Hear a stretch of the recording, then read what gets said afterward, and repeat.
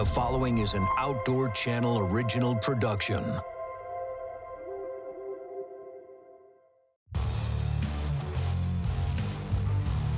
Man, I love TV and movies, and let's face it, it's become a huge part of our culture. And let me tell you, in the military, we are serious fans just like you are. But sometimes I see a scene, and I think to myself, can you really do that? I'm Terry Schappert. As a 23-year U.S. Army Green Beret veteran, combat medic, sniper, and close combat specialist, I've been tested most of my life. I'm here to put Hollywood to the test. This is Hollywood Weapons. All right, so let me give you an example of can they really do that. The other night, I was watching one of my favorite shows, starring one of my most favorite all-time stars, Joe Mantegna. And yes, I knew it was right here. This is his star in the famous Hollywood Walk of Fame. The show was Criminal Minds, and he's a big star in it. Now there's a scene, I gotta show you this. Okay, so the psycho drives his car into the water, and he's still trying to strangle his victim as the car is sinking into the depths. Hotch, played by Thomas Gibson, comes to the rescue. You see that? He shot a semi-automatic pistol underwater, and the shot went through the windshield. Then he shoots 2 more times, a double tap. Now, I replayed this part over and over, and I wondered, can you really do that? All right, so now it's time for Terry Schappert's knucklehead science. And this is not drawn to scale, so don't give me a hard time. Here's how the gun works. Hammer strikes the firing pin, which hits the primer in the cartridge, ignites it. You have an explosion, it sends the round through the barrel and downrange. We got that, that's gun stuff. Problem we got here is we're firing this thing underwater, so now it's really a question of compression. Fluids don't compress, water is no exception. It's called Pascal's law, and it basically says if there's pressure applied on any closed body of water, it will force out equally and unidirectionally inside that closed container. This is basically the principle behind hydraulics. So the bullet's good, that's airtight, and the hammer and the firing pin are definitely gonna work. There's really 2 questions here. How much force is gonna be lost by this round before it clears the water-filled barrel? How much force is gonna be lost before it goes downrange? And is this weapon gonna actually be able to cycle 3 times to enable Thomas Gibson, our hero, to shoot it and kill the bad guy? Can you really do that? I don't know. But I do know some guys who work at Criminal Minds, so I think we need to take a trip down there and get to the bottom of this right now.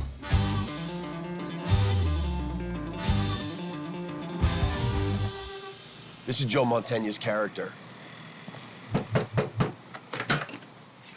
Joe Mantegna, listen, I know you're busy, you guys got a lot going on. I'm Terry Schappert, I'm a Green Beret guy. I know who you are. Do you really? I know all the badasses in this neighborhood.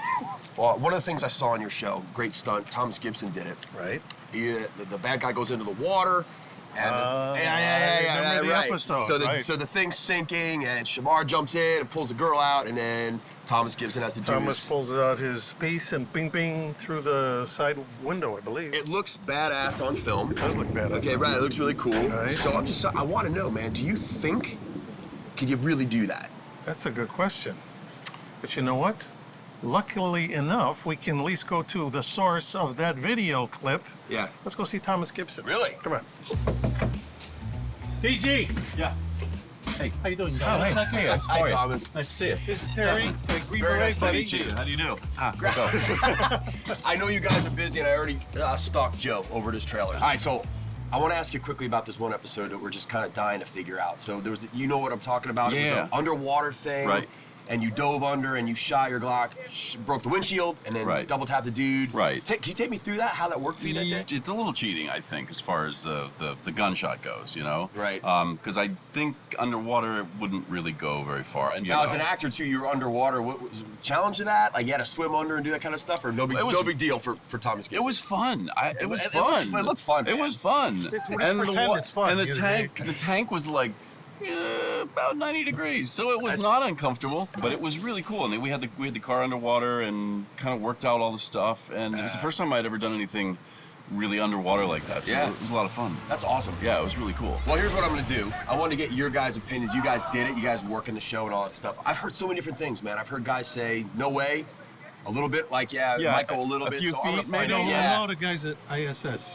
Yeah? The special effects guys from ISS, they do all that kind of stuff. And I'll probably try to come back and stalk you guys again. I promise I'll let you know how it goes. Well, next time you do a mission, ask for 98-degree water, too. Yeah, right? Exactly. All right, now in the series Criminal Minds, there is this awesome scene where Hotch, played by Thomas Gibson, dives into the water, shoots through a windshield, and double taps the bad guy. Now, I've been asking myself, no, I've been obsessing over the question is, can you really do that? And guess what? I still don't have the answers. So, all roads lead here. ISS, Independent Studio Services. Now, these guys provide props for television and movie productions around most of the globe, and I'm here to see Larry Zanoff of the weapons section. Weapons. I like weapons. ISS is involved in over 70% of TV and movie production all over the world. It's unbelievable walking through this place and seeing all the blockbusters these guys have actually been a part of. Man, you guys definitely have the right kind of security here. No one's getting in without an invite. Man, I thought the movie posters and props were mind-blowing. The weapons department is completely nuts. There's every single gun ever made, and a lot more that I don't think even really exist. Hey, coming behind you. You must be Larry. Larry, thanks. I've been hunting through what I consider probably one of the coolest places I've been. This is amazing. My name's Terry Schappert. I'm a special forces guy. Nice to meet you. Nice to meet you. I'm a big TV fan, and I know you guys do all the weapons and stuff for Criminal Minds. There's one scene specifically that has been bugging me because as a military guy and that kind of thing, I'm like, can you really do that? Can I show it to you? Sure thing. This is when Thomas Gibson dives into the water. The windshield scene? The windshield thing, right, man. And then he double taps and he kills the bad guy. Well, there is always a little bit of movie magic, right? We got to understand that. You're obviously aware of the problems of shooting a gun underwater. Air is very light and airy. Water is very, very dense. In reality, you know, in the comparison of the two, you're talking about, you know, like shooting a bullet through air is like me taking this knife and going like that through air. Right. As opposed to water where I'm taking this blunt object and I'm trying to push the bullet through Right. the water, okay? There's only one good way to figure it out for sure, to be honest with you. Shoot it, probably try to Shoot test it underwater. Before we do that, before we even talk about what you think I would need, because you would know, can we just see more of this, man? Come on, I'll give you a tour. Ice cream carts, canoes, kayaks, military equipment for like set deck, that's a really big item. I gotta stop you. This reminds me of the scene in Raiders of the Lost Ark at the end when they're rolling the Ark in and there's just containers and top men, and off it goes. Yeah, the Area 51 kind of scene. Yeah. The Ark is actually, though, right around the corner here on aisle 5, so you might see that down in the background somewhere. And really, man, what the heck is this? That's a 320 kilowatt pulse rifle, man. By the way, of course it is. In reality, it's just an AK platform, fully functional weapon. It was used in a science fiction show where it had to look like the 320 kilowatt pulse rifle. All day. I could be here all week probably, and you don't want that. So how do I solve this question about the Criminal Minds episode with the underwater gun, all that kind of stuff? Where do we go, man? We got to get this done. Well, I mean, you obviously need the firearm. Yeah. I think we've got you covered there. I have a feeling we'll find that, yeah. So we still need a tank, Yeah. and we need a windshield. I got some people I think can help me with this. Perfect. I will be back with you. Talk to you later. Soon. So, I hit the road to reach out to some contacts and see if I could wrangle up the tank and windshields. I went back to the Criminal Minds set to talk to effects supervisor Andre Ellingson, who recommended a guy named JD Street. I swung over to JD's and I hit the mother load. What is this? This is cool as heck, man. This is a roll-off container. This is what they use for construction debris. They drop it on a site, they fill it full of construction debris, they pick it up in the truck, take it away. Brilliant. All I need now are the windshields. So I swung back over to the set to meet up with the head of transportation, Greg. Now, do they have to be exact same size, or can Nope, I get they don't have to be matching. I just need maybe three. done? We'll have it first thing in the morning. Thank you, Greg. I appreciate it, man. I Not do. a problem. Hey, Larry, what's up? Hey, Terry, how's it going? Man, awesome. Listen, this is actually coming together. I got the windshield, we got the tanks. We are gonna actually get to shoot this gun underwater and prove if it works. I am concerned about the Glock working underwater. the whole extraction, ejection, you know. We haven't done this before. We want to make sure we give it a fair Test, but we don't need anybody getting hurt either. I'm more concerned about the shooter's safety. There's a whole shockwave issue. You know, hearing is a very sensitive thing. If we can't really do this safely, I'm not going to allow this to happen at all. All right, I'll be over. Bye.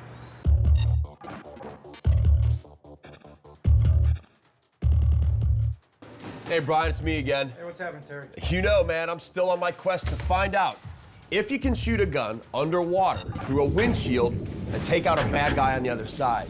Now, I've been talking to Larry, super smart weapons guy here at ISS, Hollywood's leading prop house, and we are coming up with a plan to do it under real-world conditions. Larry, what do you got? Welcome back, Terry. Come on, let me show you what we got laid out for you. Yeah, man. Okay, so we've taken a standard Glock 17 here and we've upgraded it to like an LE model. So what we've got is an extended slide stop. Okay. We've got an extended magazine release. Yep. We've actually lubed this with a product called Frog Lube, which is a really great marine environment lubricant. Nice. So we're trying to make this as fair a test as we can, make sure that the weapon's ready to go. But you know what's cool, though, what you're doing already? You're already lining up you're giving this gun a chance, Larry. Absolutely. Giving this gun a chance to do the right It's thing. a Glock. We got to give it a chance. Well, you it's know. earned that much. But if it doesn't work, If it doesn't, what's next? behind door number 2, the 357. That's awesome. And a 454 Casull if it doesn't make it through. Big guns, big fun. Absolutely. That's killer. So the question is, now that we've got all the hardware done, I've got the ammo on the way, we've got the whole set ready for, you know, fire marshal, set medic, on set armorers and whatnot. Thank you. I think the last thing we got to do is get you fitted for a wetsuit. Are you guys actually gonna give me the shot to do this myself? Hey. I'm so psyched. You were the one who wanted to figure this out, so you got to figure it out, my man. Okay? I just want you to know I look really good in a wetsuit. Too much information, my man. Lead on, Too buddy. much information. So, for the past 3 or 4 hours, the crew has been prepping the tank, lining up the windshields, getting the guns ready, the high-speed camera, lighting, safety, and about a million other things I don't even know about. Hi, Larry. Hey, Terry, how's it going? I'm great, man. Well, okay. What do we got? So here's the deal. You asked for it, we got it for you. We've got a water tank. We've got 4,600 gallons of water. We've got safety personnel. We have a safety diver in the tank with you. We've got a medic on standby. We've got notification to all the law enforcement agencies around. We've got a gun, we got 3 rounds, and we got a windshield. Also, we can find out whether this is going to work or not. This couldn't have been done in better hands. And seriously, folks, do not try this at home. If you listen to Larry, you can tell I am surrounded by professionals. Okay, man. You ready to do this? Yeah, let's do it, bud. Okay. Okay, weapon's hot. Weapon's hot. The 9mm Glock 17 is the exact gun that Hotch used to shoot through the windshield, and now it's time to see how it works in the real world.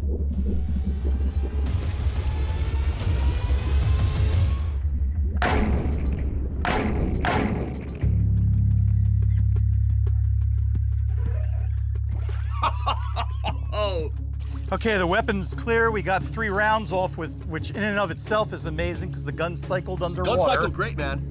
Felt a little sluggish, maybe? Now all we have to see is whether it actually penetrated the windshield or not. It's harder, too, to get your sight picture because the gas with the water disturbs it so much that, well, we'll see if I did it or not. Absolutely.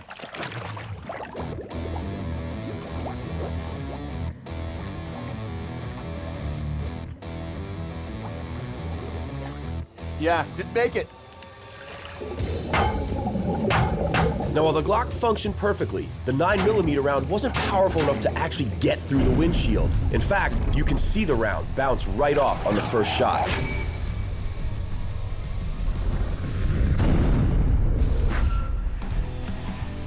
Now it's time to get a new windshield, reset cameras, and get the bigger, badder 357 Magnum ready to go.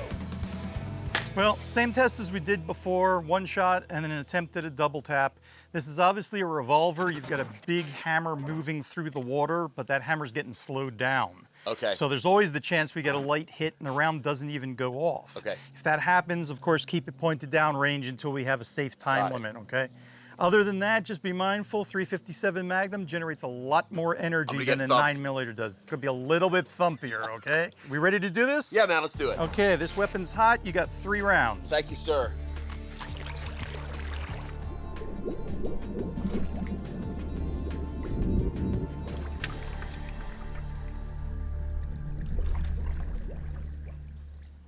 Didn't go. Didn't go. Okay, so I'll keep it downrange? Keep it downrange, bring it over here. Got it? So we can clearly see that he got a light strike. Yep. The speed of the hammer was slowed down so much by the resistance of the water that we didn't get a good hit on the primer hit, and it didn't set off the round. So let's do one more thing. Let's go down, same test as before, but cock it into single action mode and then pull the trigger and let's see what happens, okay? I have to tell you, I'm really looking forward to the thumpy. Absolutely. No, I'm not. Let's give this a shot. Using the Ruger in single action means I'm gonna cock the hammer back, giving us as much forward momentum as possible and hopefully set off the primer.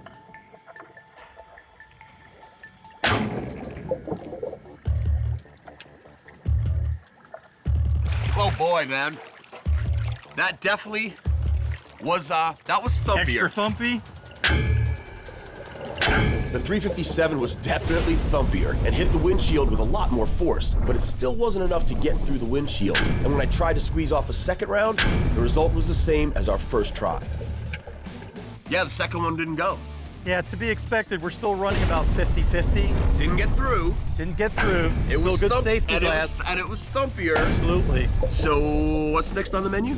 Well, I guess we have to go up and use the big boy, which is the 454 Casull. Time for yet another windshield as Larry gets the 454 ready. I gotta be honest, I'm a little nervous about firing this monster underwater.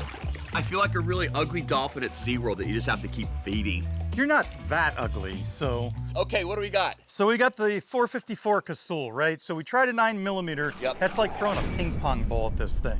Went to the 357, it's like taking a tennis ball and trying to bust through it. This is like taking an Olympic shot put and trying to throw it through the glass, okay? So it's much more energy, much larger diameter round than everything, but we're gonna do the same drill. Try it double action first. Okay. If the hammer's still moving too slow, we'll try to go for the single action shot. Okay. Okay. All right, my man. Oh, that looks really scary. Absolutely, that weapon is hot.